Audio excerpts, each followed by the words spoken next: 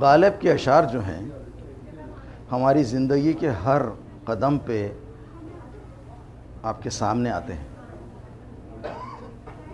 اتنا زرخیز ذہن تھا اس کا اور وقت سے اتنا آگے تھا وہ شاعر کہ آپ کے جتنے بھی مسائل ہیں اس میں کوئی نہ کوئی غالب کا شعر ملتا ہے، اس کا حل بھی ملتا ہے.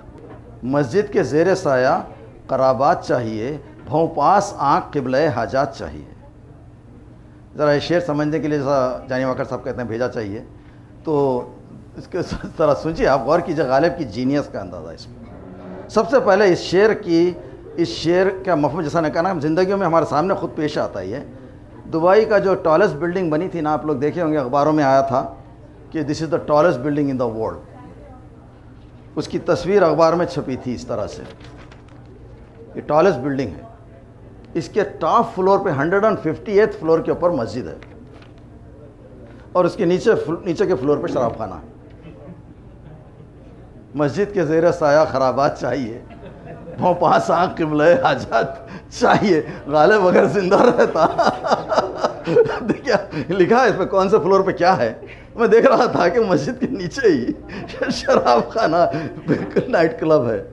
تو حضرات اس کے معنی سنیے آپ. قبلہ حاجات جو ہے ہمارے حسن بھائی کو کہتے ہیں، حسن نام قبلہ حاجات، یعنی مسجد کے جو کیئر ٹیکر ہیں نا، جو متولی رہتے ہیں، اس کو قبلہ حاجات کہتے ہیں کہ قبلہ حاجات مولانا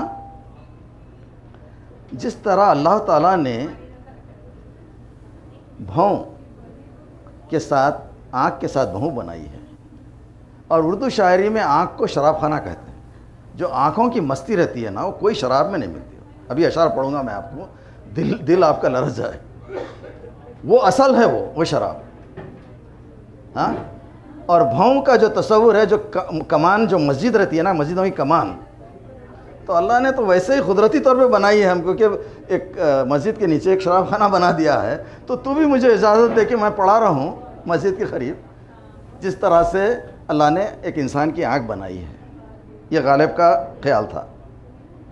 اس دنیا میں نشہ صرف شراب ہی کا نہیں ہوتا.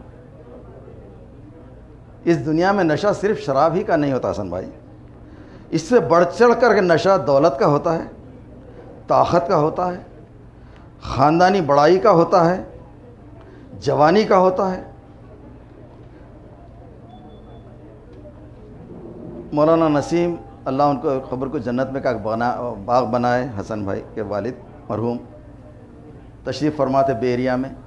رمضان کے بعد ایک انہوں نے کہا کہ بھائی یہ رمضان کی عبادت تو بہت ہو گئی، اب کچھ مشاعرہ ہونا چاہیے. تو نسیم صاحب تشریف فرمائے. کسی نے ایک شعر کہا جس میں ایک شراب کباب کی بات تھی، تو لوگ ان کو روک دیا، ارے مولانا کی سامنے آپ یہ کیسے اشعار پڑھ رہے ہیں؟ ارے بھائی پڑھنے دو، مزے کا شعر ہے، سننے دو. مولانا کہتے ہیں میں تو اس چیز کے پینے کا قائل ہوں جس کو غصہ کہتے ہیں. غصے کو پینے کے احکام بہت ہی اہم ہے. تو میں اس لائن میں لیتا ہوں. یہ جو پینے کی بات کر رہے ہیں تو یہ میرے لیے ایک سبق ہے. اور کہتے ہیں وہ اچھا صاحب، یہ شراب کا نشہ تو عارضی رہتا ہے، اتر بھی جاتا ہے، لیکن یہ دولت اور گھمنڈ جو آپ کی جو ہے نا، یہ پرماننٹ رہتا ہے، مستقر رہتا. حیدرآباد کی ایک چائے خانے میں بحث ہو رہی تھی کہ عارضی اور مستقل میں فرق کیا ہے، ٹیمپرری اور پرماننٹ میں. کافی جب تو میں ہو گئی تو ایک صاحب جھومتے ہوئے اٹھے، کہنے لگے کہ بھائی اس وقت میں شراب کے نشے میں ہوں، یہ جو میری حالت ہے وہ عارضی ہے، اور آپ سب لوگ بیوقوف ہیں، یہ پرماننٹ ہے.